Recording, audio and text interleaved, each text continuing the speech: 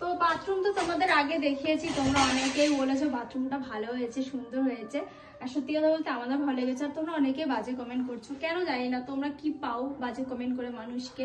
আমাদের তো ইচ্ছাই করে না বাজে কারো মানে কমেন্ট করতে, যেটা ভালো লাগে না সেটা আমরা ইগনোর করে চলে যাই। তোমরা ইগনোর করতে পারো না, অথচ এসে কমেন্ট করে একটা বাজে কথা বলেই দিয়ে যাও।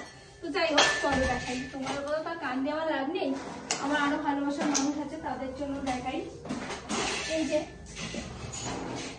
বাথরুম, আর যে কোমর লাগানো হয়েছে। আর তোমরা জিজ্ঞেস করছিলে যে বাথরুমের জানলা কোথায়, একটা জানলা রাখিনি? অবশ্যই আছে, দেখতে পাচ্ছ ওই যে গোল্ডেন একটা প্লেট, ওখানে রয়েছে কিন্তু আমাদের অ্যাডজাস্ট ফ্যান।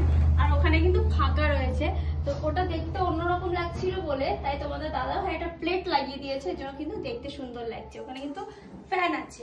তো এই যে, আর বাথরুমটা বলছিলে একটু ছোট, এটা কত ফুটের আছে গো? অনেকে জিজ্ঞেস করছিল কত ফুটের এটা। 3 ফুটের। তো বাথরুমটা ছোট কেন সেটাও তোমরা বলছিলে, কারণ বাথরুমে কি করবো, বাথরুম যখন কি বলে না বেগ আসে তখনই তো আমরা বাথরুমে আসি, তাই না?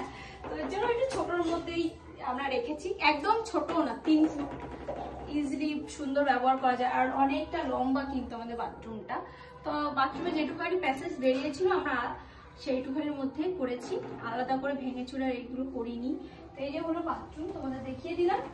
আর তোমাদের বলে দিলাম, জিজ্ঞাসা করছিলে যে কত ফুট, অনেক বন্ধুরাই। তো এই যে দেখিয়ে দিলাম একটা বাথরুম। আর এই যে বাথরুমের দরজা, দরজাটা কেমন হয়েছে জানিও কিন্তু। আর এখানে রয়েছে একটা ড্রপ, এটাকে মানে এর ভিতরে যত, এটাকে কি বলে জানো? লব না? লবের উপরে সবকিছু আমাদের যত যাবতীয় যে জিনিসগুলো দরকার না সেইগুলো সব রেখে দিয়েছি। আর এই যে দরজা,